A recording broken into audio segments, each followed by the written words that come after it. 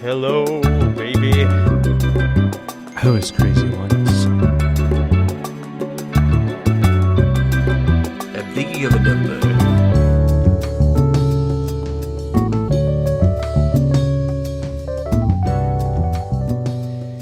Guys, I'm a fucking millionaire. Whoa! I bet my entire... Give me a slice of that. You got to Yeah, see slice- religious. Just A slice of 1 A million. slice of 1 million. I mean, how it depends on how thick you slice it. Yeah, 5 inches, but it's thick. Yeah, exactly. A million 30. times. How much? If you had 5 inches of bills, I guess it would entirely depend on the 5? denomination. Yeah. What's the least and the most it could be? Oh, like a Which five one do you inches want? of Well, let's hundreds figure out versus both, and then ones. it's going to be in between. So I'm going to pull out $1. Let's say, okay, how thick do you think would you say this is? Are we saying how many? Okay, are you saying A stack of bills, MJ? Look this 5 up for inches us. high. MJ, pull this up. How many stacks? How thick would one stack of $5 bills would have to be? Because we get just a have to know million? how many bills are in that, and then you just multiply that by whatever denomination. Because it's going to be the same amount of bills in every 5-inch stack. But Okay. it's just like I guess you're $1 versus $20 versus $100. Okay, It's gonna be MJ, a tell lot us how big a stack of $5. or no, how many bills are in a 5-inch stack of U.S. currency? Okay, well, I don't know if people have figured this out. Yeah. The scientists Do we have any listeners who work at the mint? Yeah, we need that. Do we have any listeners that have a mint? Because my breath stank. Yeah, I got coffee breath because I'm drinking coffee right now. Dude. MJ, do you find it? Does Google AI help us on this? 'Cause no, it's all stupid because it's like what does Google AI look like? As in, like the Approximately personification? 16 or 1,160 to 1,200 U.S. bills fit in a 5-inch stack, Okay. according to Google AI.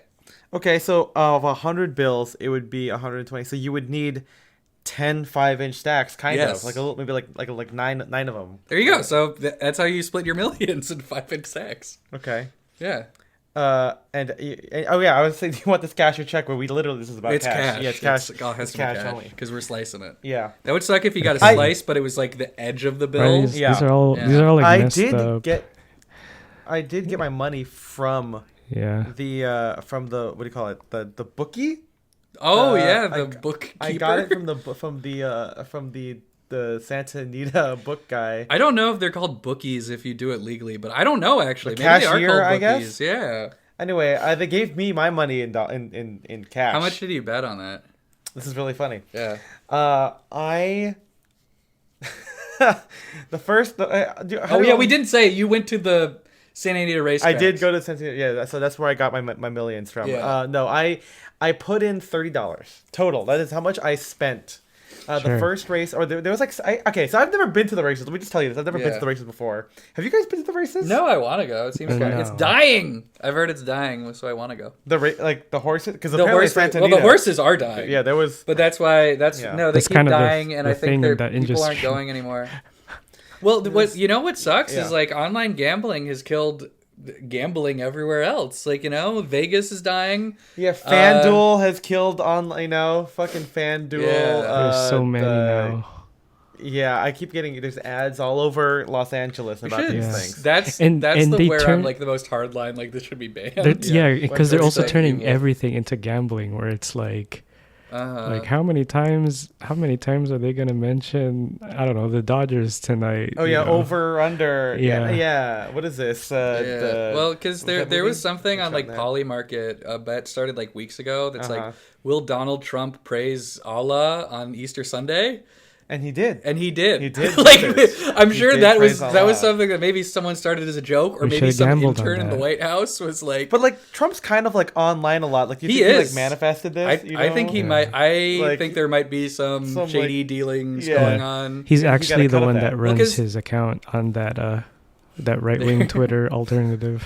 Oh, Truth Social. Truth Yeah. Social. Truth Social, man. What a crazy name. What a crazy name. No, I put in $30. The first race, and I did not know this, that they had multiple races. I guess it's a day at the races. It's not one day. It's a lot of races. Yeah, there was at least 6 of them when I went on Good Friday. So Friday. praise the death of Jesus Christ. Yeah, thank God he died. By For betting on it. us. He wanted this to happen, actually. Yeah, well, he was- did. God's plan. Yeah. Yeah, that's the whole thing. God's plan. Is that a Kendrick song? That's a No, Drake song. unfortunately, it's a Drake song. Unfortunately. Yeah. Anyway, the first race I put in, the horse had I had no idea. I picked a number, and I picked the number 4, and the name of that horse was called Hiding in a Honduras. Okay. Yeah, that was the horse. I think I would have to know the name of the horse because I would bet entirely based on the name. I did that the second time. Yeah. So I pulled out the sheet. I got a sheet, but the first time I was like, put it for number 4. And he's like, what do you want on it? I'm like, He goes, well, if this is your first time. I said, yes. He said, you could do all 3 positions, like 1, first, second, third, and you get whatever. I'm like, sure. So he did $3 each. Okay. Got $1 back. Yeah. Okay. He was dead last the entire time. No. It was not even like he was first or he wasn't. There was no fight. He was just dead just last. dead. And That's I'm like, sad. come on, man. the And glue so factory. I waited another race. Yeah, to the glue factory. Well, he's still alive, but I guess yeah. Well, Not if you for can't long. win, I'm just kidding. I actually don't know how that works. That's. Yeah. I think- still make. I don't think we make. Well, the horses just Like- die of exhaustion now. It doesn't matter if they win or lose; they'll just collapse after. Or they the get race. injured You know, and then they what's- just never yeah. get better. Yeah. They bring the good old they bring a syringe and that's a shotgun. Yes. Yeah, that's Big the cyanide or whatever. Yeah, the death by injection of shotgun bullets. No. Well, actually, what's funny is two ambulances follow the race as it happens. Wow, One, like a okay. veterinary one, Yeah. and then like a human one. For the jockeys. Yeah, for the jockeys, Yeah. you know? So it's kind of cool. I mean, I'm sure that they used to do that, but it's like, you know, because, like, what if they, something happens way down the way, then, like, that, you need, MJ would know this, you have, like, minutes to save a life here, Yeah. How to save a life. Can we end? Well, we can't end with that clip because it's all visual. I don't know. Like, In memoriam.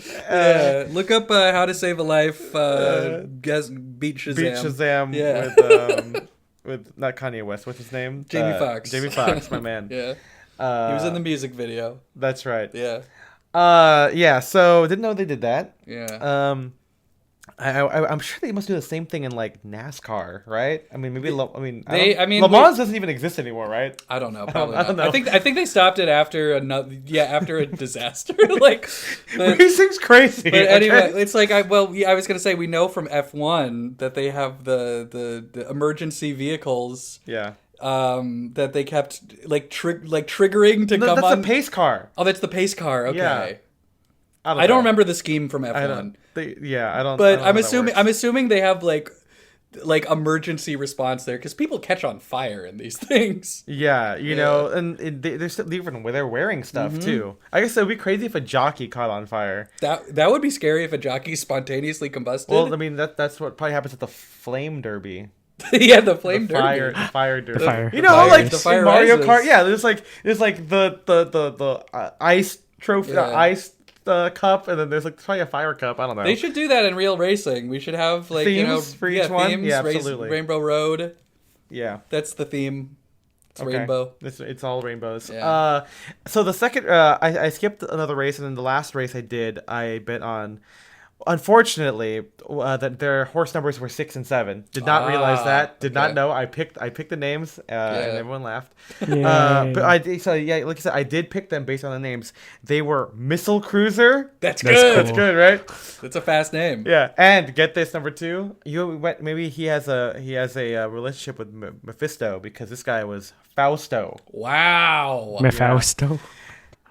Well, yeah, but also Mephisto. Dr. Faustus was the one who made the deal with Yes. Mephisto for like knowledge. Something. I don't know. I haven't read it. Yeah, who wants? To I know read about books? it through pop culture. But I Yeah, haven't- just the trope. I mean, the devil's hands are idle playthings. yeah.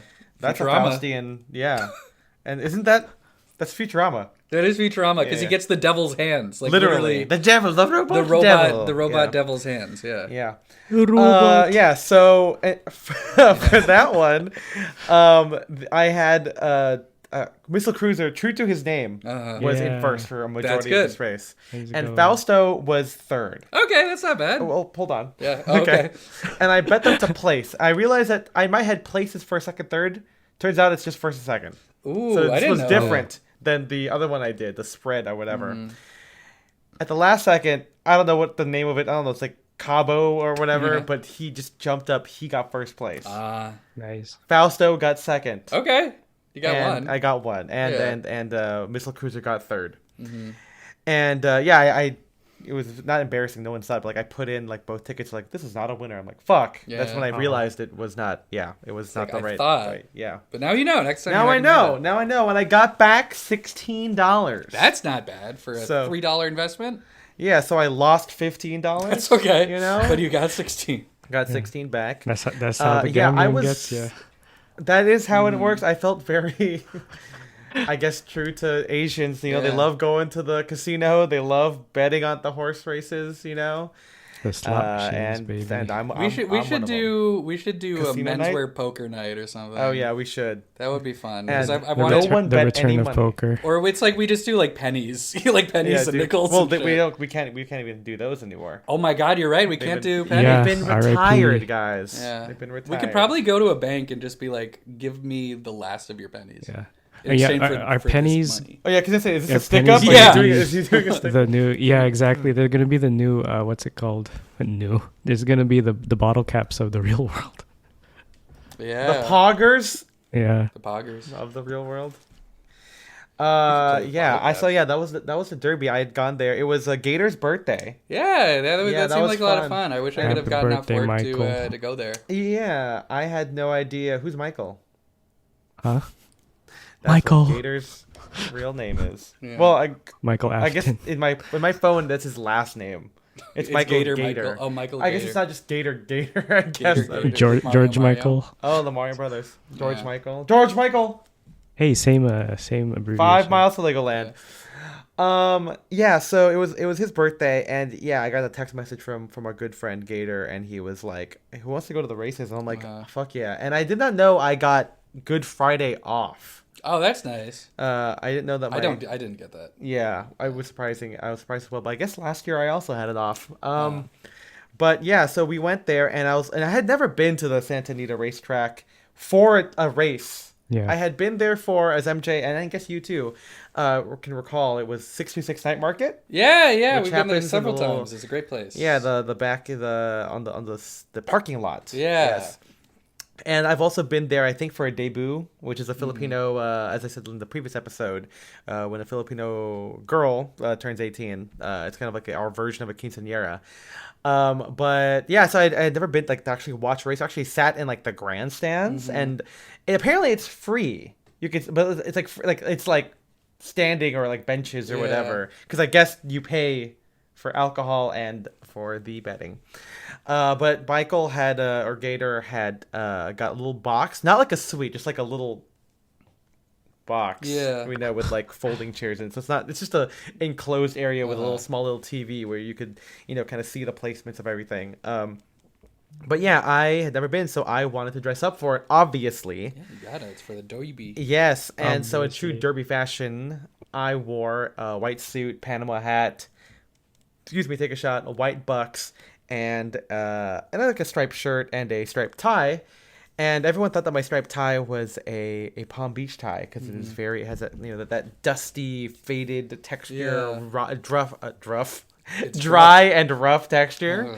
That Palm Beach fabric, as we know, is made of wool, silk, and maybe like rayon silk. It's like one of those mixes. We'll never know. We'll never know because was there mohair in there? Maybe. Probably. That's where the crunch comes from, most likely. But yeah, it's a Wembley Nori crush. A Crush, Wembley non-crushable. tie. Yes, a Wembley tie. And it felt really cool. I mean, it's a Friday, so no one was dressed up. It almost felt like I had either gotten there on the wrong day because there is an Easter Derby. Oh, okay. Or an Easter race day. So it looked like I either had forgotten what day it was, Yeah. or I time traveled from like 1938. You could have. But I mean, it's hard not to dress up like that. I mean, I feel like it's natural for the races. You know? Yeah, it feels so old Hollywood. You know what I Yeah. mean? Like we have so many pictures of like Jimmy Stewart or Clark Gable. There's that scene they're in Florida where John Dillinger and Public Enemies, they go to the horse races. I was just watching a bunch of clips on YouTube from the Bond movie. Yeah. Where Christopher Walken is the bad guy and he's like a horse racing mogul. I mean, that's not Max Schreck. No, that Max Schreck is who he plays in Batman. This is View to Kill, I think. Yes, right? this is A View to Kill. Yeah. And I think he looks pretty cool in that. We should do this style of Bond. Yeah, we keep jumping around. We've only done No Time to. I think no, we just talked about Safencore. We didn't even talk about actual James Bond. We did. You Only Live Twice. Yeah, it's the one with Grace Jones in it. Yeah. Oh man, she looks so cool. This movie is I've never seen this one. I have a lot of Bond blind spots. It is not good. It is not a good movie. That's a but shame. he looks cool. Yeah, I was gonna say he looks great in this movie. Yeah. Look at that, very 80s. He's got the slim he's lapels. got that.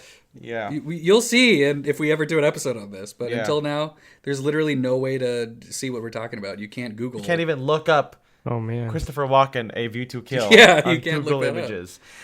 But yeah, that was a lot of fun. I feel like, I think I talked a little bit about last week about how people, like influencers, like they wear something once, they'll wear it again, or they review stuff, or they're constantly buying things, and I'm like, I just like wearing the stuff I have, and it's so cool. I mean, I do have a big wardrobe. We're looking at it right now. There are 3 doors. Many doors. To be fair, for some context here, and I'm sure we'll talk about interior decorating at some point and whatever, but I don't have a dresser in my room because I have enough space. That's why it's all in there. But it's cool that like despite all of that, like I get to rewear a lot of my stuff, and wearing a white. I mean, we talk about my tuxedo. I wear my tuxedo a lot. But wearing a white suit going to the Derby, that's kind of fun. And it's, again, I only spent $30. I didn't even buy a beer or an iced tea. Nice. I could have, but I knew I was going to eat $30. dinner out later. Yeah, another $30. But yeah, I think it's kind of fun to find these occasions for dressing up. Yeah. And again, with stuff that you already own. But then again, I know most guys probably don't have a need for a white suit, but I do wear mine kind of often. And it's kind of fun that also is the first wearing of the white suit, I think, for 2026. Oh, there you go. Yeah, because it's only April. It is only March April. or We did have whatever. that week where it was like 100 degrees every day, but... And I didn't wear my suit then because it's one of those things where it feels weird to wear a white suit in like February. Yeah. Even if the weather was like 100 degrees, I'm still like, no, I have to wear it at least until like when it feels like springtime. And you were like close enough to Easter that's like, Yeah, so I had a couple of people comment and say like, "Oh, interesting," and I'm like, "Well, like I'm kind of at this point, I'm just dressing for the weather and for the occasion." Like, I mean, people wear like tweed jackets to the Derby. I'm sure in like London, where it's colder. Yeah, you wear like that. flannel suits and stuff. But you're in Southern California, Hollywood glamour. It's all about the white suit. And it's so deco. I mean, check out the photos on the blog post. Like, it's so deco there. It's such a gorgeous place. It feels simultaneously 30s and like 1982. Oh, that's awesome. Because it's just vibe. like, yeah, it's like the hand painted stuff looks like Disneyland, like classic Disneyland, because like it's like trying to be 20s or like even earlier or whatever. Yeah, it is an interesting place. It's very pretty. The horses are beautiful. Because since there's multiple races happening, like you can see some of them get loaded in. And they kind of do a small parade, like kids can like look at them. It's very nice. So maybe someday, sad trip. That would be fun. I'd love to. Cool. I want to bet a little bit on the ponies. I just said I was anti-sports betting apps, but that doesn't mean I'm totally anti-sports betting if you do it in person. Yeah, that's the rule. Bring back in person. I've never done it. Cash for that. I don't think I have the constitution to be a gambler because Do you have the propensity though? No, I don't think so, because I'd always rather spend I'd rather spend my money on something else, but I want to try it. I'm jumping ahead. You'll hear more about this later. I did almost bet on the turtle races. I did. You did? I did. Okay. We'll talk about that later. Yeah. Yeah. It's fun. I mean, if anything, it's a good thing to like dress up and hang out. It's just a bar with a race. Yeah, it seems free. like a great At least place on the to do Friday I went, it's free. I guess I don't know if they spend you have to pay on the weekends, but it is Very cool. If you guys need something to do on a Friday, Saturday, or Sunday, bet on the horses. I might do that. I want to go there and be a scumbag. We should go to the dog races. Bet on the dog races. That's the real scumbag move. What about Michael Vick, actually? Oh, there you go. Yeah, that's races. We're doing races. Yeah. No other kind of competition. Yeah, that's right. Yeah, fuck that shit. Welcome to Style and Direction, guys. The Menswear podcast about the stuffiness. I am Ethan. I'm Spencer DSO. That's my full name. And I'm MJ. That's right. Welcome to the show. What a fun, the cold open was fully menswear related. Yes, it's. I'm sure people are gonna love that. Yes, we've got a lot of menswear discussion for you today. We're talking about stuff that we wear because like I said, like right before this, menswear is about wearing outfits you love, and personally we like to make sure it's the clothes that you already own, or if you're gonna buy something new, make sure you wear it a lot. Yeah. You don't want to do that thing. Like I just don't like it. When people are like, when people sell things, and like I know that they got it as like a gift, or like they bought it for like a shoot or something, and then like they say in the copy like, oh, barely worn. I'm like, yeah, I know you haven't fucking worn that shit. Even stuff for like costumes and shit like that. Like I don't like buying a cheap costume piece. No, yeah, you want to find what's cool is like if you find like a vintage version of it. Yeah, and we're gonna get more into that in a second. But speaking of occasions, MJ.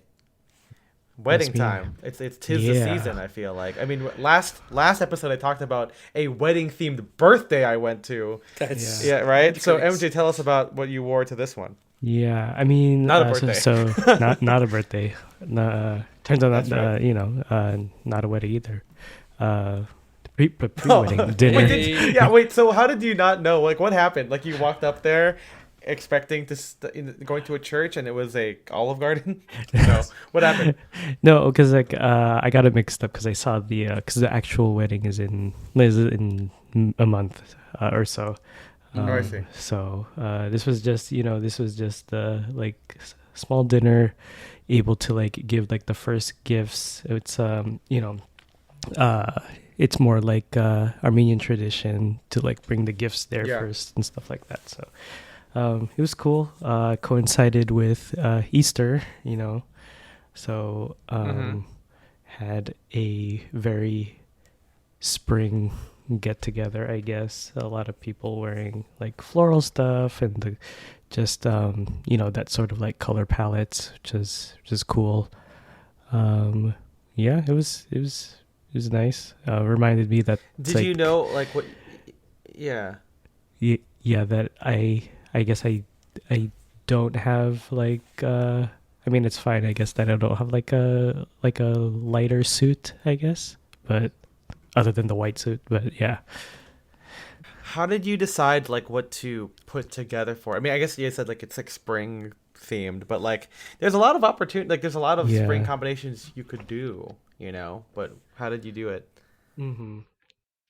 Yeah, I mean, it was also kind of to not match but like coordinate with what Eden was wearing. It was like they were wearing like a floral, like a green floral dress. Okay.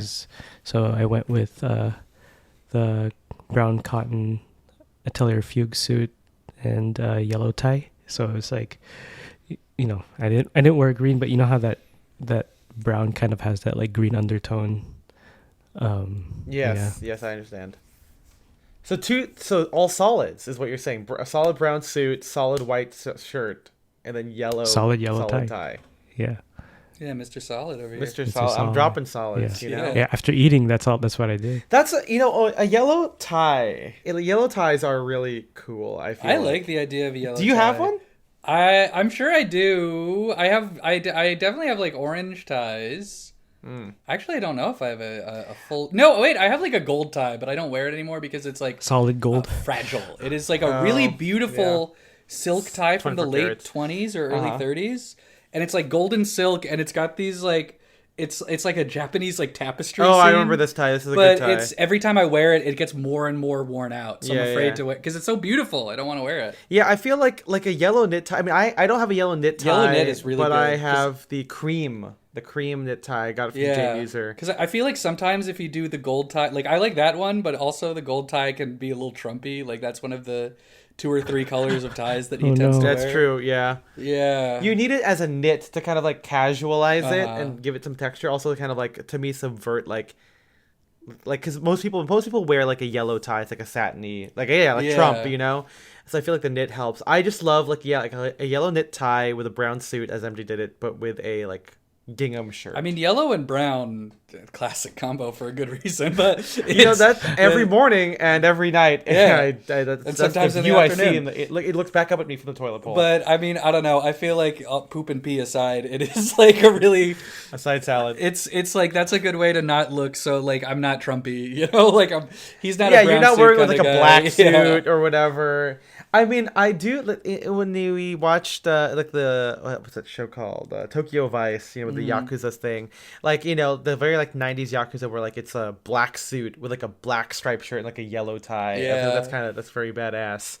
I feel that's very anime as well, but yeah, MJ, your combination sounds really nice for like like a spring dinner. You know what I mean? Like that makes the most sense. What are you gonna wear for the actual wedding? Are you gonna do a darker suit because it's like a wedding, or what are you thinking of? Yeah, we'll see. Eden's dress for that is I forgot what they call it. It's like they call it like midnight purple or something like that. So we'll see. Maybe that sounds really nice. It'll be a navy suit. I don't know if it'll be like how hot it would be, because I thought it would be cool to wear the purple suit, but that's corduroy. So corduroy in May is kind of, I don't know. I don't know about that, but yeah, we'll see. Corduroy in May, It depends on the weather. You know, we got those May showers sometimes. I feel like we have days in May that are corduroy weather. Yeah, corduroy May. California. Yeah, maybe if it's at later at night, maybe I'll change into the corduroy suit. Hey, if the bride can do it, anyone can. Everybody change, else can do it. From ceremony to reception, you know. Damn! Like, do you have any weddings coming up, Spencer? You had some like last year. I have some last year. I have a few this year. Of course, our friends Emily and Andrew. Their wedding is in August, I think. Yeah. I think my girlfriend said that one of her friends' weddings is coming up this summer as well. I don't remember the exact date, but I got at least 2 this year. That's crazy. I got at least 2. I feel like last year I did go to like 3 or 4. I had 2 last year. Yeah. So, and one I was in. So, kind of, and for the other wedding last year for John, shout out if you remember any old episodes of the blog, or even old blog posts, you'll remember who John is. But I wore a brown suit to that too. I feel like a brown suit is good for wedding guests. I think it is, because there's a high propensity that someone in the wedding party is wearing a blue or gray suit. And I think especially like in 2026 in California, like I think wearing any sort of suit or jacket, like, you're okay, you know. Like I remember, like, I've been to weddings in Southern California where people are wearing like fucking t-shirts. You know, if you don't specify an explicit dress code here, like people are gonna show up in t-shirts. So showing up in a suit of any kind is like a step up. Isn't that what we're wearing for Andrew's wedding, right? What the t-shirts? Yeah, we all get matching t-shirts. Yeah, we're with the groom. Actually, you know? He doesn't have a groom's like a party, but we're gonna do it anyway. Bachelor party t-shirt. I have a question for you, MJ. Did you wear a pocket square? I did. White pocket square. Oh, interesting. Yeah. Okay, just a white one.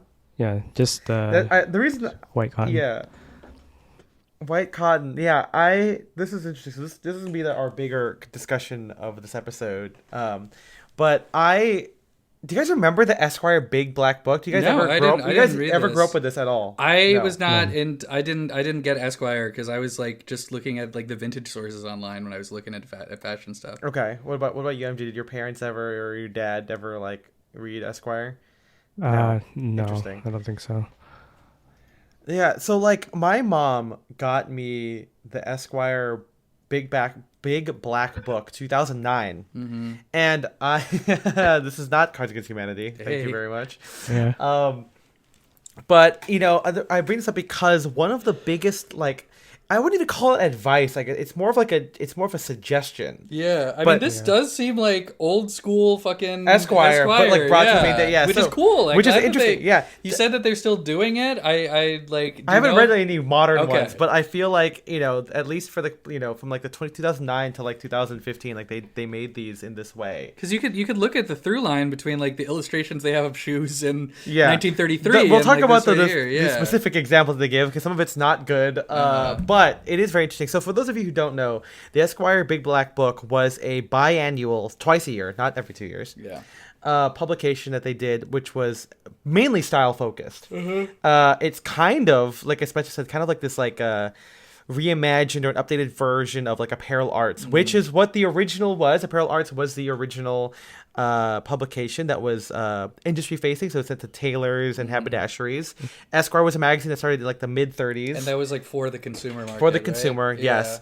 And then eventually, Apparel Arts was shuttered in the 50s, and GQ took over. They made Gentleman's Quarterly as like a comp. So then, so Esquire and GQ came from Apparel Arts, and we had a whole episode about Apparel Arts, but that's full of illustrations, guides, even photographs, and some examples of recommendations for styling. It was, and back then, there wasn't a lot of there were certainly brands, but like advertising was so different back then. It wasn't as, obviously there's not as much trends or specific pieces. It would be like, as specific it would be like, oh, try a gray pinstripe suit. Or it might be like, get your fabric from this mill. Yeah, exactly. And it was still very generic. Yeah. They would still, of course, there were still trends like, peak lapels, Tyrolean hats. It was mostly telling like, here's what you recommend to your customers. Yes. To stay current. Exactly. And it's like, if you go to the Riviera, this is what people are wearing. So when you're in like, like fucking like Chicago and someone comes in there. You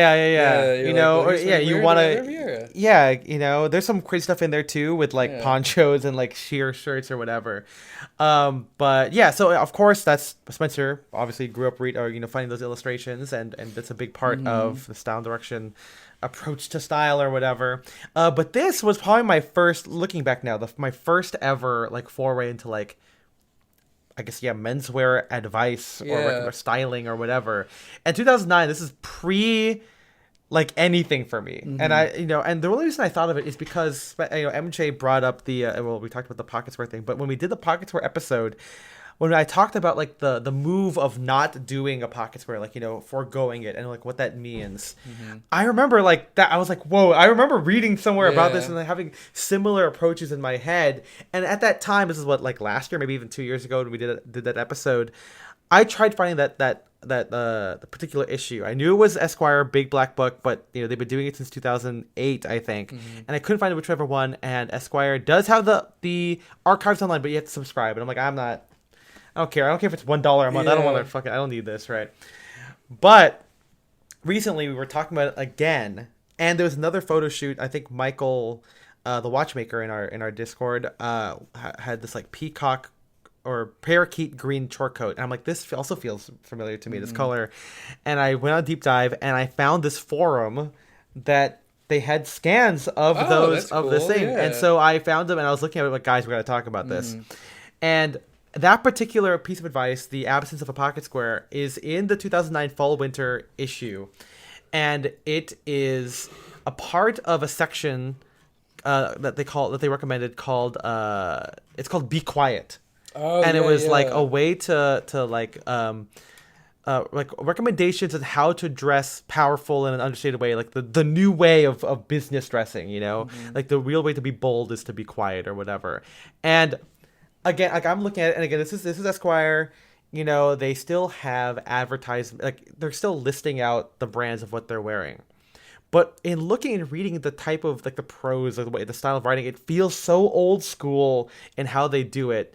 And there is no brands mentioned in the copy outside of one where they talk about a sober coat, and one of them, the model is wearing based on the copy, a navy Chesterfield with a navy velvet collar instead of the black.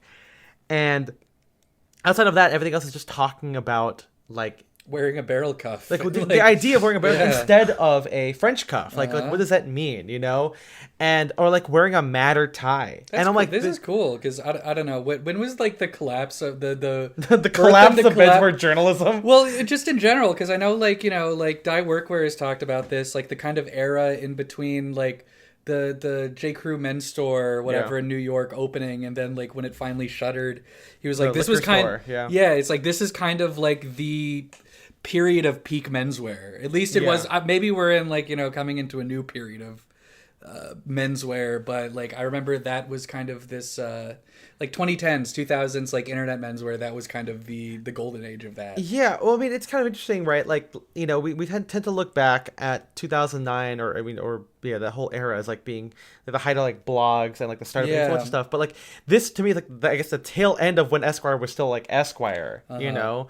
And this like you have this in the notes, but it does feel similar to the kind of stuff that you would see in like 80s and 90s fashion mag. Like that tradition that we were talking about from Apparel Arts did continue for a relatively long time. Yes, and even the styling as well, which we'll get into. But like the Big Black Book, in addition to like these like editorial like themes, like Be Quiet, or there's one about it's funny, in 2015 or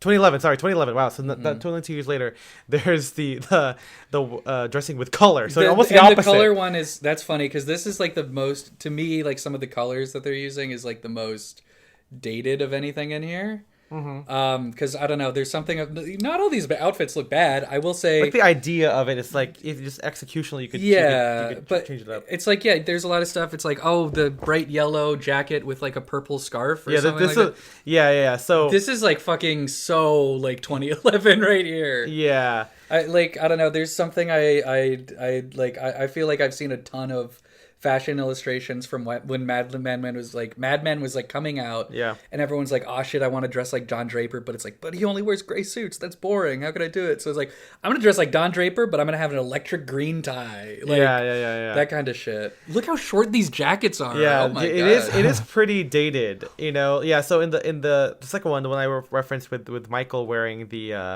the green jacket, I remember seeing a similar shade. Yes. And again, that's what made me go to the 2011 article, the 2011 issue, which was spring summer. So we got 2009 fall winter with Be Quiet, and 2011 with Tricolor or whatever.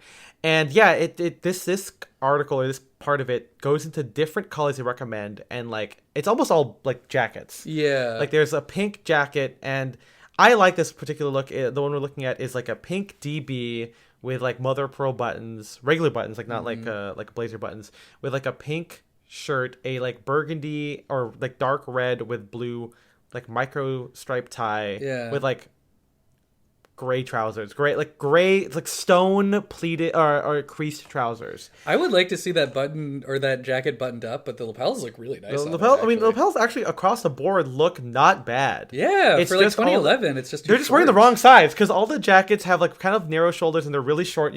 And by short, I mean you can see the fly of like your trousers underneath it. Like, he's like this guy's putting his hand in his pocket below the jacket. The jacket. It's like his pants pocket is below his jacket. It's crazy. And so they recommend stuff like sun yellow, magenta, the moss, parakeet green. The magenta one's really cool. That's so like 2011. Yeah. The purple magenta shirts. Is like the magenta shirt with a brown plaid sport coat on top, and then like white jeans.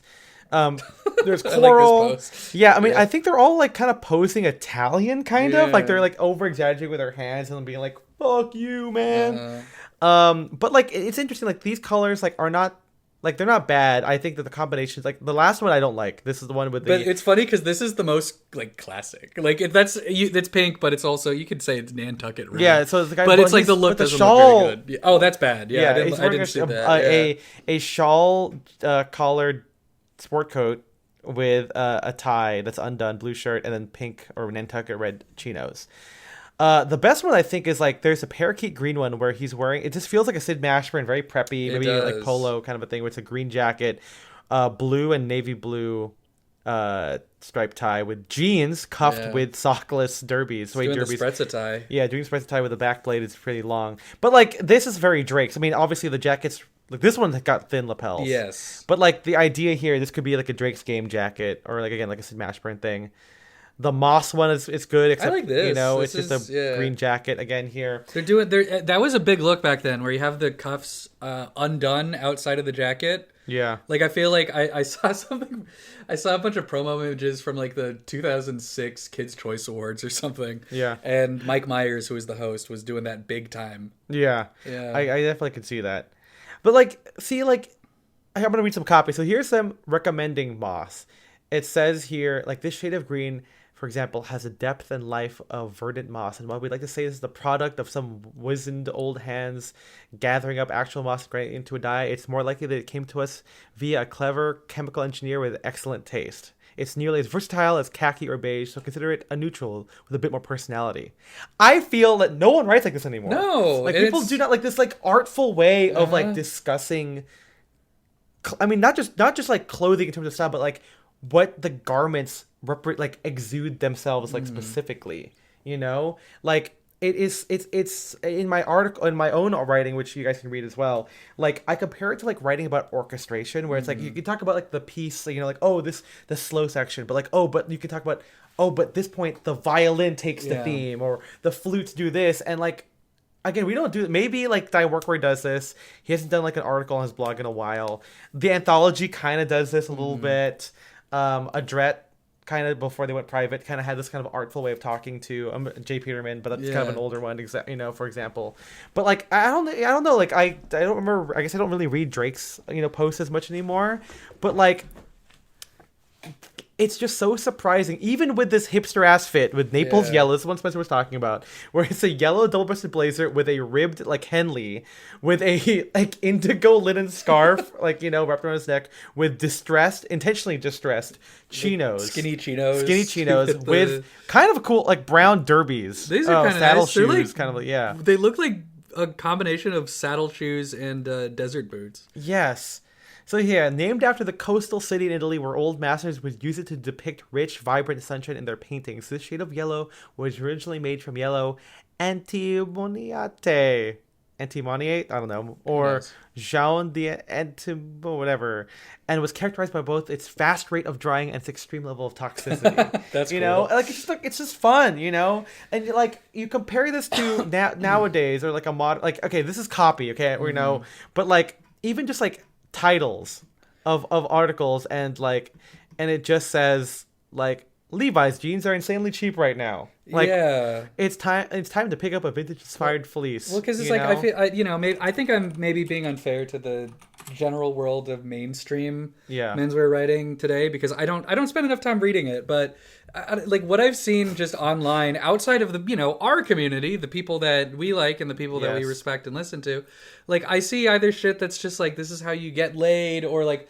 this is the best pair of jeans you'll ever have, and it's high quality. Like a Wired article, but like it's menswear, or like there's even like I feel like this is the darker strain. Like I don't know anything about clavicular looks maxing other than I watched the Adam Friedland thing. But like he's not. It seems like he's not even like he's not really into like aesthetics. Like obviously that is his whole thing, but he's not like doing this because he's like I think this is like beautiful, or this lights up something in my brain. He's looking at it as like a science experiment and like a set of rules to follow. And I feel like that's what like how a lot of guys like see aesthetics, because they might like be afraid of people thinking they're fucking gay or something. If they admit that they're wearing a shirt because they like it and not just because it's the best shirt to wear. I wonder too if this is all like a result of like anti-intellectualism. Where, where people avoid like artful ways of writing or talking because maybe charitably they want to avoid anything subjective, and they and obviously they want to have some direction, and things are subjective that won't convince anybody. I can understand the merit in that,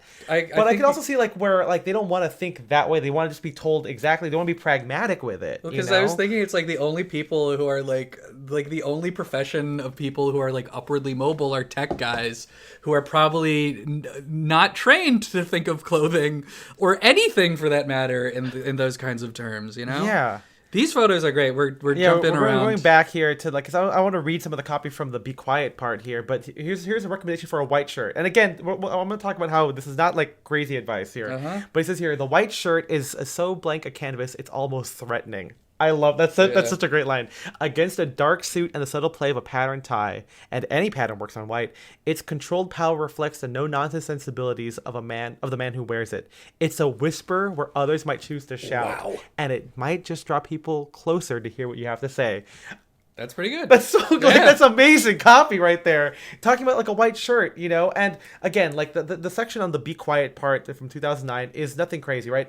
It's either basic like a white shirt or crazy to like wear a barrel cuff. Mm-hmm. But like it's all through the lens of like what do you do to be understated that can still make a statement? Yeah. You know, barrel cuff. Like, oh, you're not like you're a finance guy, but you're not adorning yourself with cufflinks or whatever. The white shirt, you're not going for a bold stripe. And this is like almost the peak time for the going out shirt, 2009. Yeah. You know?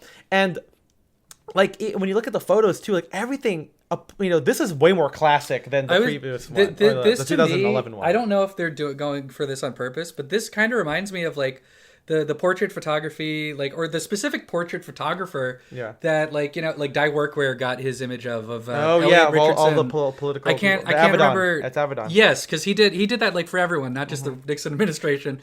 But he had a lot of these like very stark black and white portraits like this, and the way they're styled, like it looks like the 2009 does like 1971. You know, exactly, like that kind of like cusp in between like the 60s and 70s style. Yeah.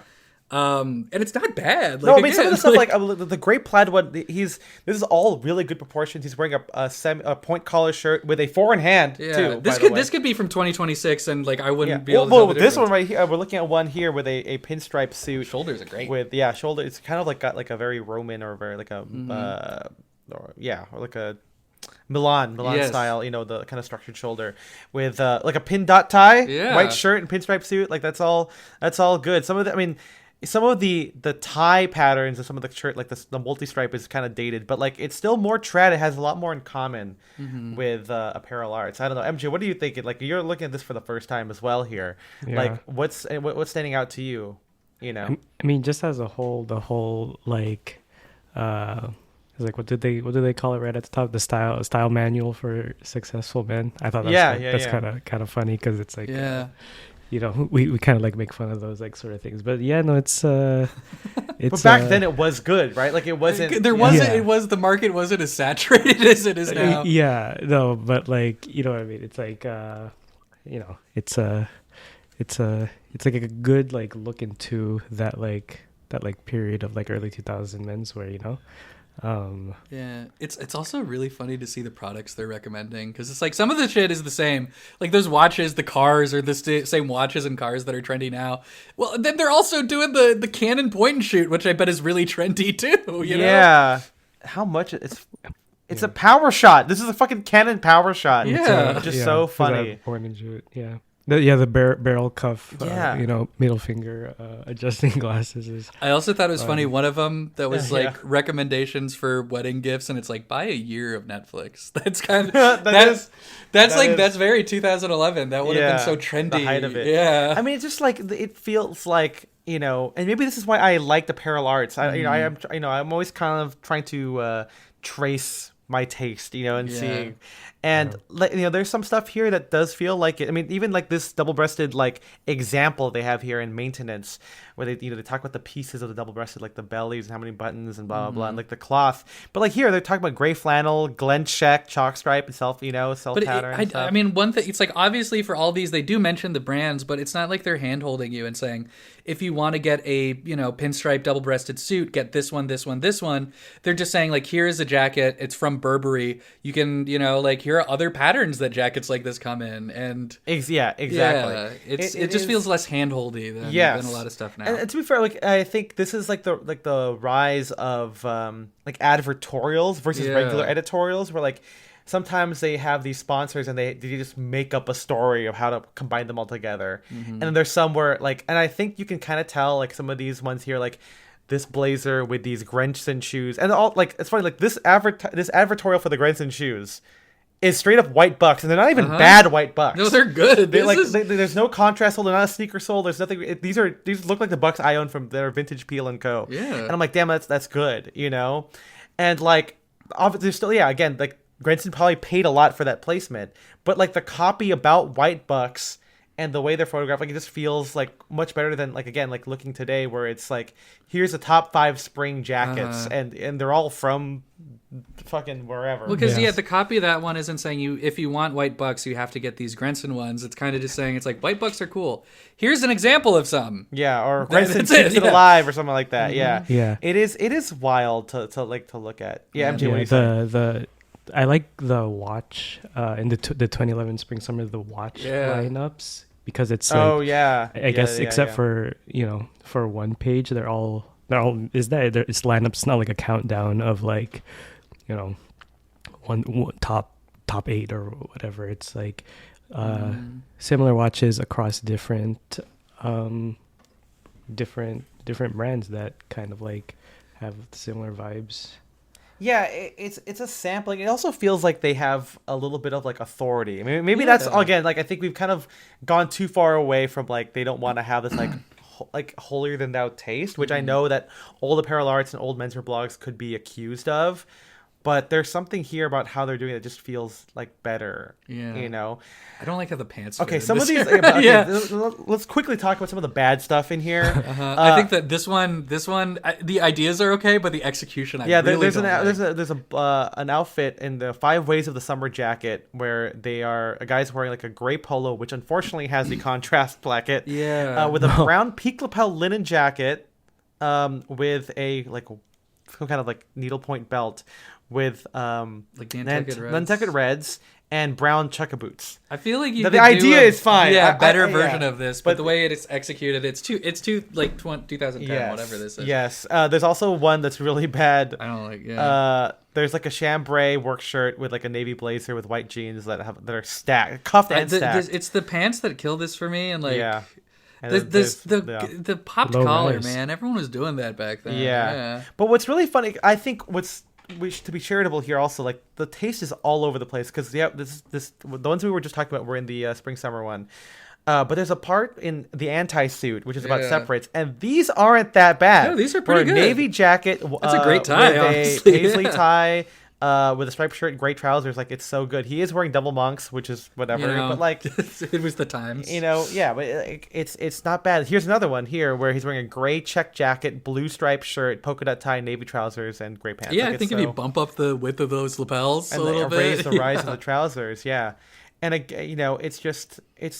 it's not bad, Yeah, here like the gingham shirt. We just talked about gingham shirts and knit ties. That does feel a little 2010s. But also you could, like there's that photo of like Orson Welles or somebody wearing like a gingham spear point shirt. Exactly. But like this here, it's all classic stuff. It is surprising just how far we've come.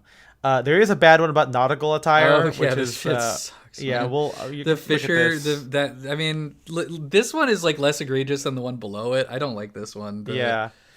This one's fine. That one's good. There's one where a guy's wearing a trench coat with a Breton striped tee. But yeah, it's kind of like it's very more hipstery than it is nautical. Like these outfits aren't that. These feel indie sleaze nautical. So there's some dated stuff in here. I think this isn't like dated fashion wise, but the best like 2010 thing was the here's a watch and a cell phone that go together, and it's not like an iPhone. It's like it's like a cell it's phone, like a giant chunky thing. Yeah. I do want to say, they have a part in this about like salty language. Like this is like a fun cheeky thing to include here. Where they have like scuttlebutt and over a barrel, blah blah blah. I do want to say this has some interesting advertisements as well. This Esquire advertisement is one of my favorite ones of all time. Good. It is insane. It's a guy wearing an immaculate tuxedo. Like it is dated. It's a little bit slim in the lapels. It looks like it could be even brown. I can't tell. Yeah, like burgundy or brown or something. Wearing with a pleated shirt, with a satin bow tie, and it's he's taken a martini to the face. He's clearly like done holding something a woman's wrong hips in that. Yeah, so he's a bad boy here, and he's getting naughty. Getting a little comeuppance right here. But like, there's something like this is. It's not as egregious as like the Suit Supply over sexualized one, but there's like this kind of like even if you're a bad boy, you can look like good in it. Dude, you know what we gotta do? What movie we gotta do? We gotta do Life Aquatic, because I was watching that the other night, and I feel like that is such a that's not a movie that you're supposed to want to aspire to be Steve Zissou. Bad. Yeah. But I think like there are so many people that watch that. It's like, I want to be an irreverent guy in a tuxedo having a fancy party with a bunch of like hot young people on a boat that I own. Like, I don't like, something about that movie feels very much like, even though he's not a good guy, I think Wes Anderson a little bit wants to like have a life like that. Yeah. The male fantasy stuff. It is a very to me, like, parts of that movie are very, at least aesthetically, male fantasy. Oh, absolutely. Yep. But yeah, that's a interesting, like, that's this ICAO one has been like in my head for a long time. I guess I did not know that he had his hand on the until you told me that. I mean, maybe, you know, that could, maybe he's not grabbing her, maybe he just said something inappropriate. Either way, I he's getting a bad I'm hoping it's face. not an unwanted grab. He's getting a martini. He's getting at least some kind of punishment for this. This Caruso one, it's interesting here. It is a box with a box. It's a box in a box. Yeah, it's just a box of suits in another box, like, on display. And I don't know what the implication here is. It's like, even the packaging is so artistic that it deserves to be on display. I don't know, but this is so cool to me. That's a pretty good one. I love that one. But then we have stuff from Bloomingdale's that one's bad, where it's, again, this could, you know, it's Bloomingdale. It's a guy wearing a gingham micro gun check jacket with a pink shirt, a blue and light blue bow tie, a boutonniere, and a like light blue polka dot pocket square just bursting out of it. I think my main problem with this kind of era of menswear is people wanted to like dress down a suit, but they were afraid to have the cut and fit and like how everything kind of sits on their body be anything less than like really sharp. Yeah. Which doesn't work. Like, I don't know. Like, I feel like this is, again, something you could do. Like, I feel like you maybe have done a combination like this where you have a check jacket and a bow tie and a, like, maybe not a pink shirt, but... And definitely not a pocket square like that. Yes, but I feel like that's something, if the shirt was like, you know, if the jacket was a little bit looser and the lapel's a little bit wider and the it shirt is 3-button too, which is interesting. Yeah. It's an interesting look there. Anyway, you know, it's something to is look back Is on. it bad to say that this is still better than what we're getting now? I don't think so in terms of styling, because like, obviously nowadays we have like wider fits. Yeah. But I feel like obviously we're not talking about like this is an advertising for Bloomingdale's, but like again looking back, the copy, like just the way they approach it, also like this like cheeky thing here again, like suggesting like the 3 ways of the wedding, or again suggesting Netflix, like this kind of like. It's kind of funny advice. It kind of reminds me of like How to Be a Gentleman, but like funny. Well, because this is like, you know, peak, like we're appealing to the late 20s and early 30s. Yeah, I guess or so. like professionals or something. Yeah. And like, I don't know, I feel like this is something where you want to be classy and get your friend something that's like a gift that's not a gift card or the second cheapest bottle of wine. Like, you want to be a sophisticated guy. And this is how you get it. I think the closest we have to this is maybe, and I don't read a lot of menswear. That's one of the reasons why I wanted to cover this is because I don't actually consume like menswear content. But it kind of reminds me of Blackbird's Spy Plane, whose style of writing is not like, it's intentionally not like eloquent or artistic, but he does get into the semiotics of dressing a lot. He has this kind of like very casual way, but like I think his cheeky references and stuff does remind me of this, like the kind of like, you know, like I feel like he would have a section kind of like about, if you talk about nautical attire, he'd probably talk about like salty language or whatever. Like Blackbird's Spy Plane is probably the only one that I kind of keep up with. But even then, it's still like, here's what to buy. You know, there's still some philosophical stuff in there, which I do like. I mean, honestly, like maybe I haven't checked out the Put This On blog in a while but like anyway, that might be one of the last places you could get stuff like this. I don't know. Yeah, I don't even do like recommendation stuff like this, where like, you know, that's probably one of the reasons why I'm not popular, because I don't recommend stuff other than what I'm doing. And someone goes, "What should I get a guy for?" Like, no one asked me for what they should get a guy for their birthday. I always just say a book of something, you know. But yeah, that's the Esquire thing. MJ, any other thoughts on this? Do you think if you picked this up when you were younger, do you think this would have had an effect on you? I'm sure it would. Yeah. Probably. Yeah. MJ, what do I you mean, think? all of the it has that like sleek, clean looks of that era. I mean, you know. Yeah. They're all like tall white guys, so I don't know if that part would have helped me out, but the very it probably shows up on Tumblr. You know what I mean? So it's a good one. Yeah, I tried looking right now at Esquire just to compare, and here, they have a whole list about here's the 5 things for spring, summer, whatever. Yeah, and I'm gonna read you a little bit from it. It's a part on fisherman sandals. It just says, while you can trace fisherman sandals back to the Roman Empire, the style is still cool today. Yeah. In fact, it's never been cooler. Originally beloved for being durable, quick drying, and breathable, they've now undergone contemporary twists that add sleek versatility to the look. Okay, that's it. And okay. it's like a paragraph or 2 sentences per thing. Yeah, but what about is it elegant? Talk about how it's shaped like a shoe, but it's still open air. Talk about the very fact that it's it's rugged because fishermen would wear it, but it still feels elegant. Talk about the biblical aspect of returning to your roots even when in a suit or something. There's so much possibilities that are funny or whatever, and they just.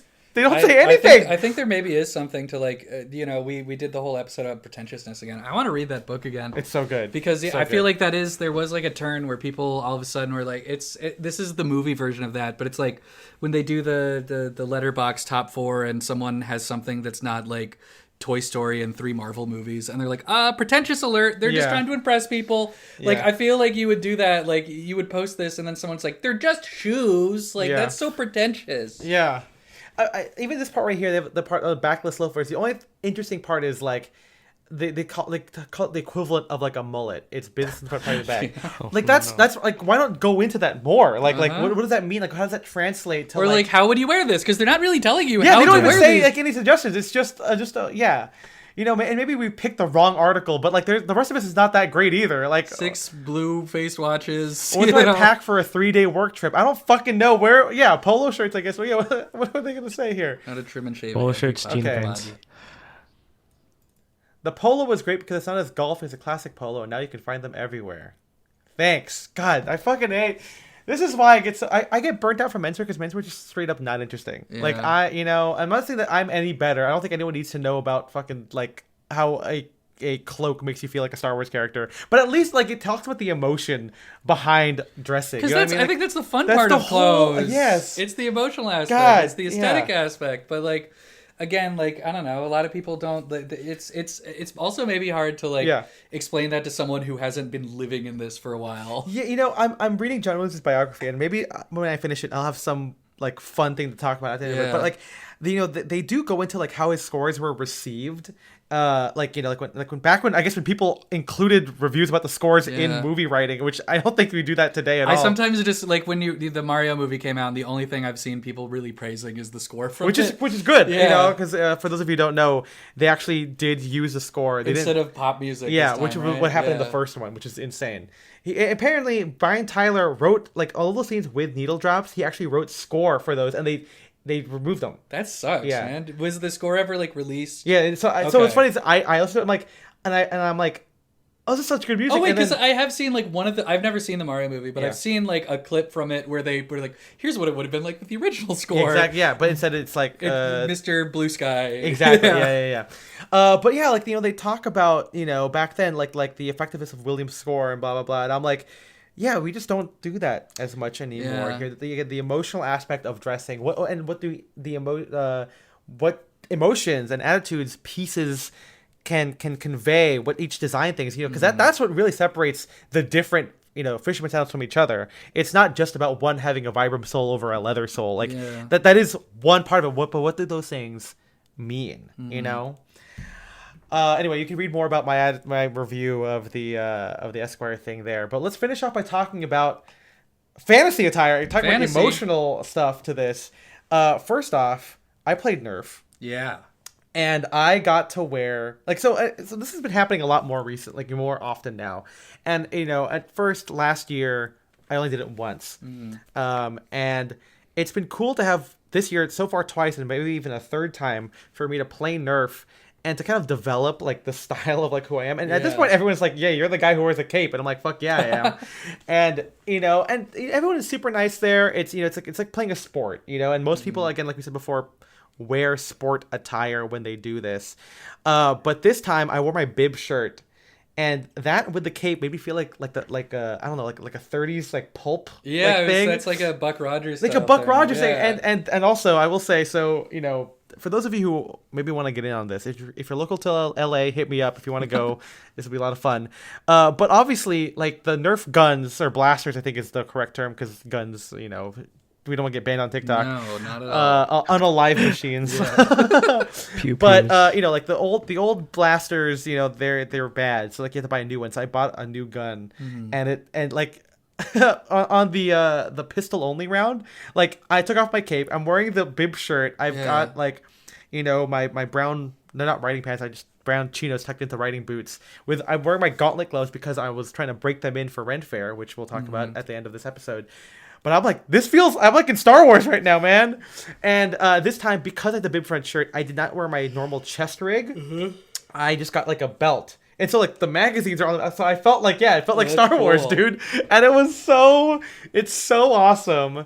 And I'm like, talking about like what we talked about at the beginning here, about like wearing your clothes out. Like I'm wearing my bib front shirt not just to cosplay. Well, I guess this is cosplay, but like I don't wear it just, I feel like being a cowboy today.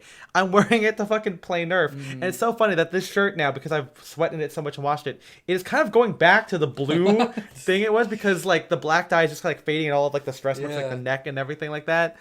But it felt really cool. And again, wearing black and brown together is a fantastic combination.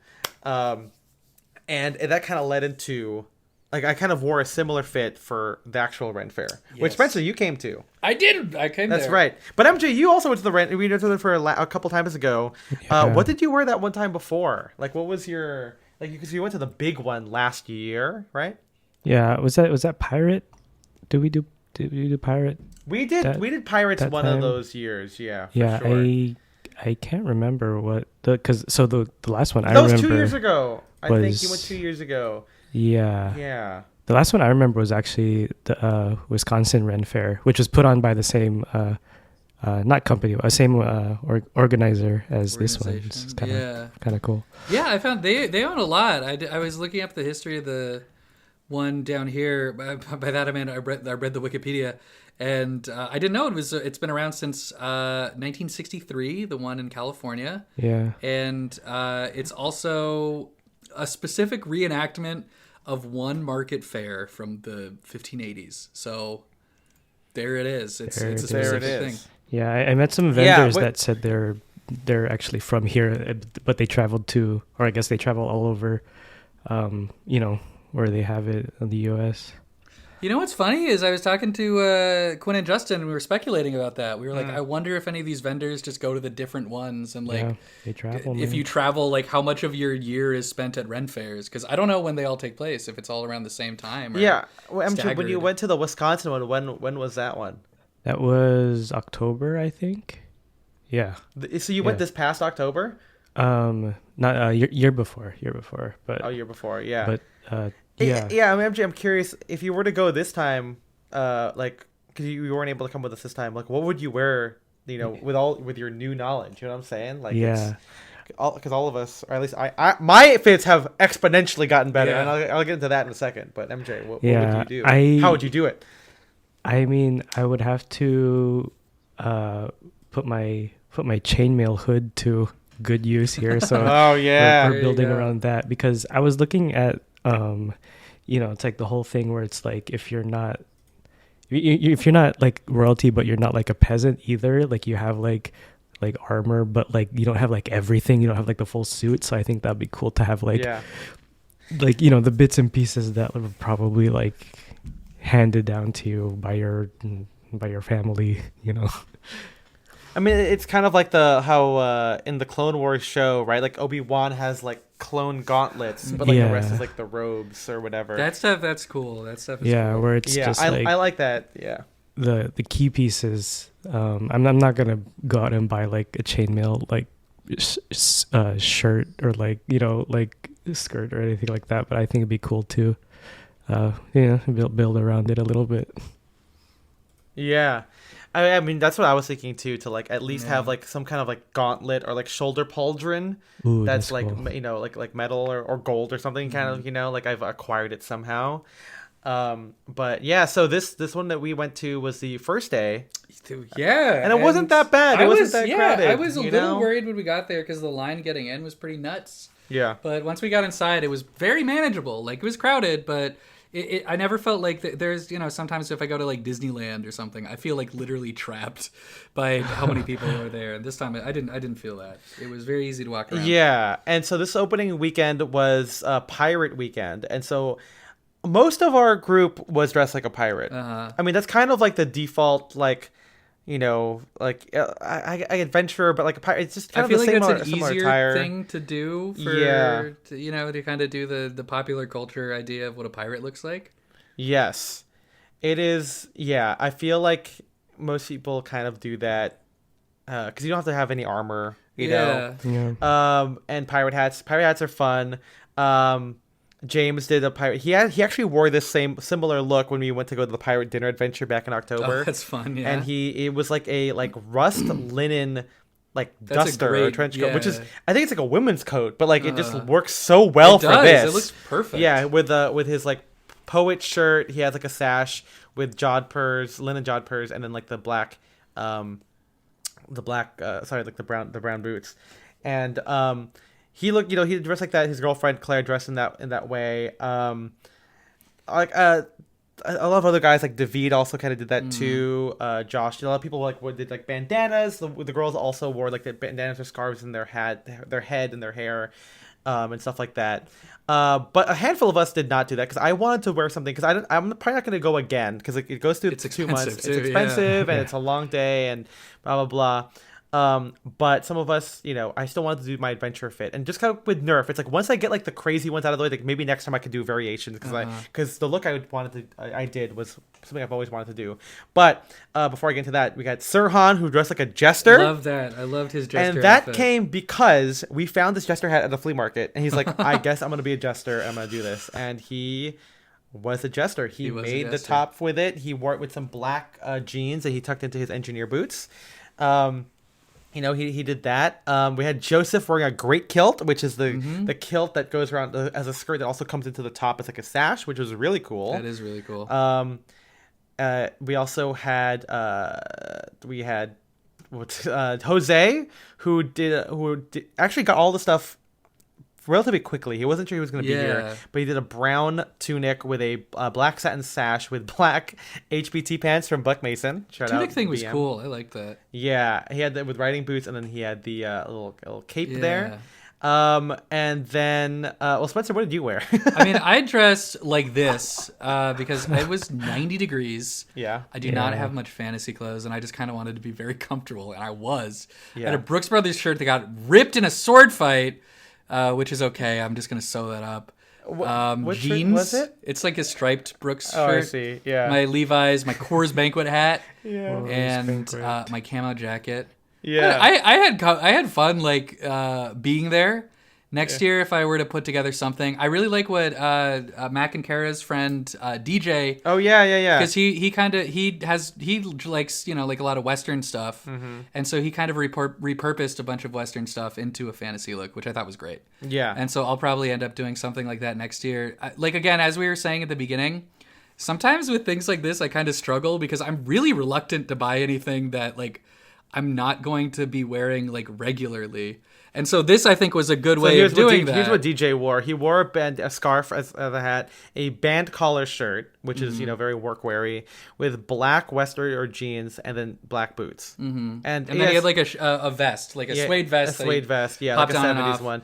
But yeah, Spencer, I feel like you could if you I could do something. You could wear a sports shirt, like a color, like a red sports shirt or some kind of color. I do with black pants, and just wear a sash, and then you've got that. You could wear a little scarf on your head or whatever. Well, there we go. If we go next year, so something later this year. Not when we go next year. Because the other thing that's kind of fun to do, and I wish I had spent more time doing this, is looking at pictures of costume parties from the 30s or 40s or 50s. Yeah. Because it's seeing how people wore their regular clothes to repurposing. Yeah, or styling it in a certain way. But we had a good time. What did we do? We did a sword fight. Yes, that was the crazy. Yeah, that was the crazy. We're rushing through this at this point, so you have to read the blog. Yeah, you can read more about it. But the sword fight, MJ was insane, man. Yeah, like, that was fucking awesome. It was pretty early on too, which was crazy. It was like the first thing we did when we got there. Over a little bit because I was. I was gonna say you looked like you were dying right after because we did. Here's what we did. We got there. Yeah, and we saw it. Fucking 10 in the morning, and we were all chugging booze. Fuck yeah, dude. I think that's the earliest I've ever drank. Consumed any alcohol. Yeah, and it was. I felt weird during the beginning part of the day. After we did that, I was like the highlights of like the sun reflecting. I was like the lights are going crazy. No, right now, it was hard, man. It was hard. Yeah. But yeah, so we did that, and then we walked in, and then we saw a sword fight, and we did that. So at first we said, like he's like, oh, do you guys want to do this? I said, oh, okay. Well, I'm thinking of doing like tournament style, like like we'll do like 1v1s, and the winner of that does another 1v1, and then blah blah. And he goes like, well, we could just do that. Like you could do 5-on-5, or like right now. And I'm like, okay. And so we got 5-on-5. We could have done up to 15, so 7-on-8 or whatever. And they had foam swords, all different types of foam swords. Like they had like katanas and like broadswords, great swords, what do you call it, like fencing swords. They had shields as well. And you picked whatever you wanted. And then we divided into teams, and you just fucking go at it. And you basically get hit twice, you're out. Yes. Yeah, it's like a limb. Like one limb, and once you lose 2 limbs, whether your arm or leg or whatever, you die. I paid the extra $8 so I could get a giant shield because listen, I play. You are big too. You need I need the big shield to cover yourself. But I play for all those who have a VR headset out there, Blade and Sorcery. It's a good game. Okay, yeah. And my favorite combo in that is to have a fucking long ass sword that has a lot of reach. So I wanted that. Yeah. I did not pay. I got a small shield and a katana style kind of thing there, and I loved it. I mean, it was perfect for me. We did 5-on-5. Did 3 rounds of that, and the last 2 was we did like battle royale. That one was crazy, like we did like a little ring around the roses, ring around the rosies. Yeah, around the rosy where we put all of our stuff around the thing, and we did. It was Hunger Games style. Hunger Games, quarter quell. And so when the music stopped, we run out to grab those. And you just grabbed whatever weapon you had. Yeah, and then that's when I felt silly for spending the extra $8. Yeah, you fool. Because I was like, damn it, now I'm just using a fucking little axe or something. And then the last one was I hated the suicides one where all the weapons were on one side, so we're all on the other side, and then you run over there and get it. And I was like, I'm gonna die. That was the last round, and then they were asking us to run. It was not that much, but also he had to have known. We all just drank like 3 or 4 drinks. Yeah. And here's the thing, after we got the weapons, the vendors jumped in as like mini bosses, and we're like, oh fuck. Yeah. And that was crazy. And that last one, I won because the last 2 guys killed each other, and I was like, that's good. I was like, what's good? Like, is that it? And I'm like, they're like, you? And I'm like, oh fuck yeah. And you'll see the photo. The photos are insane. They're great. They're so great. good. My girlfriend got the photos. Yeah. You lost your bag, and for some reason I thought your camera was in it. I was really glad that your camera was not lost. We did have one casualty, as Spencer said. Yeah. It is unfortunately the Rick Owens Dark Shadow tote bag that a friend gave me a couple years ago.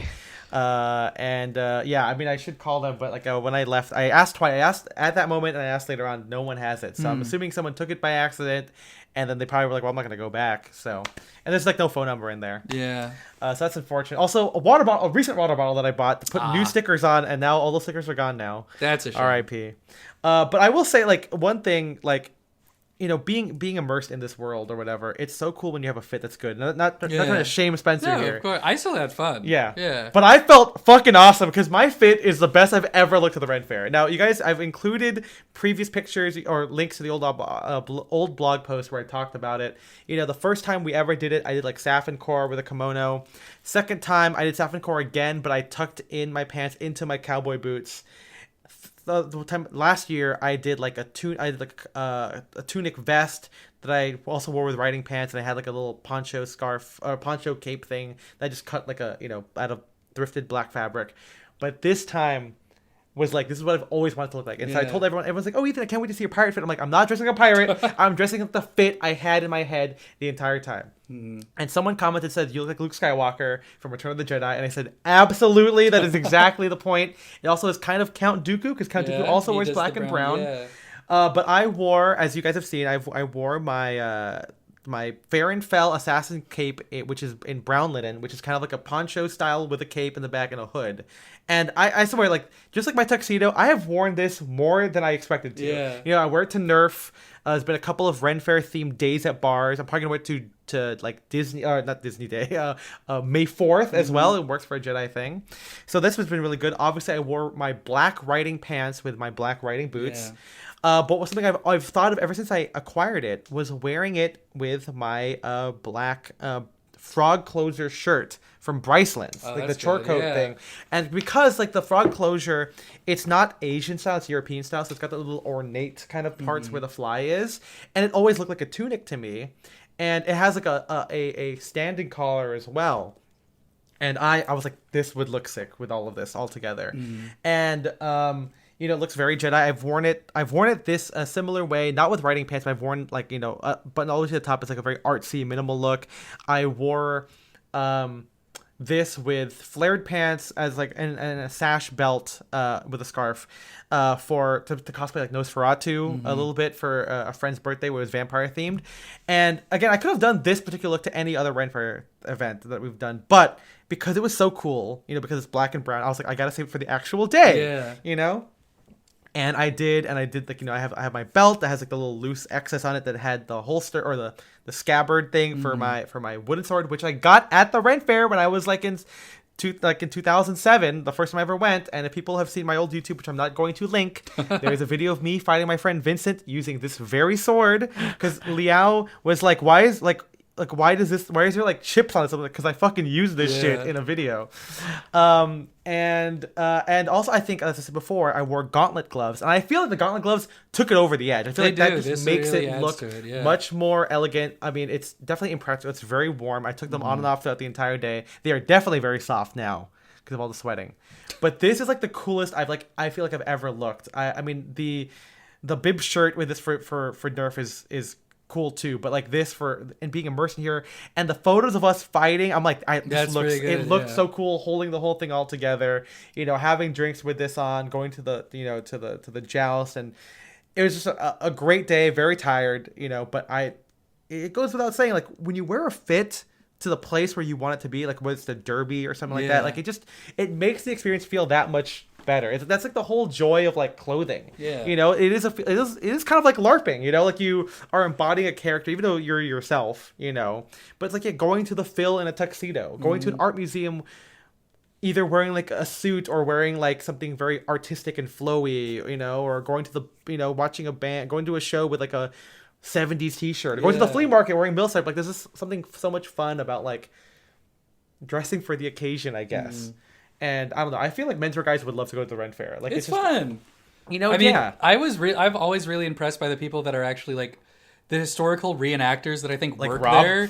Well, yeah, the people like these guys, I really like. Oh yes, yeah, because the real Renaissance stuff is like the tall hats with like the puffy, and it's very like ornate, like the patterns and the stitchings, and it's very colorful and it's very beautiful.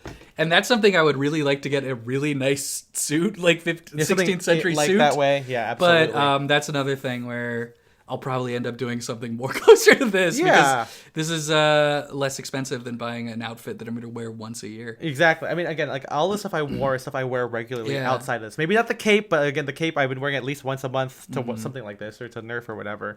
And so it's been really fun to be able to do this. I can't wait for the next stuff. Star Wars Day, we're probably going to talk about that as well, May 4th. But yeah, you know, look at all the photos, you know, and wear your clothes. I mean, that's kind of my whole thing here is like, you know, and there's a way to do it to you know, like Sir Han wears engineer boots, you know. I know you don't have any engineer boots, but Arthur again wearing a like band collar like 316 shirt with you know, with black jeans from like, I don't know, Ironheart or whatever, tucked into. And like John Lofgren engineer boots or whatever they are, with an indigo blanket cape. Like, there are ways to menswear this, you know, and it's really fun to see they can do this. So if, you know, next year, if any menswear people are in town, anyone listening to this podcast, let's go get drunk at the Ren Faire. It's right. Well, thank you guys for listening here. We're gonna head off now. We got more stuff to get going on. MJ's kind of a blast, you know. But if you guys are interested in, you know, keeping up with us, it's fine. I didn't. It's fine. If you're interested in keeping up with us, you can go to patreon.com/downdirection. If you donate $5 a month, you can see access to our Discord channel where we talk about stuff like this and movies that we've seen, recent purchases. That's kind of where we get to the recommendation stuff, because we don't really care. I don't really care to write about that shit. But if you are interested in that, we've got a great community of people who are much more active than we are. You can also get access to our library of bonus episodes where we talk about movies like Marty Supreme and American in Paris. Yes. And Tintin, stuff like that. So if you guys want that, $5 a month. Doubling that to $10 gives you nothing extra. Apart from what we just said, and MJ thanking you personally. MJ, who are we thanking? We are thanking our Sadcast fanatics, Shane Curry, Philip Gregard, Henrik Wilberg, and Talbot. We appreciate you guys so much, and to those of you who haven't donated, it's okay. We love you too. We thank you for listening to us. You can follow the Instagram at Style and Direction, where we post stuff from my blog, but if you guys want just that, you don't care about my fucking writing, you can go to that. It's just the pictures of everything we talked about. Pictures. I've been Ethan. I'm Spencer. And I'm MJ. We'll see you guys next time. Bye-bye. Bye-bye.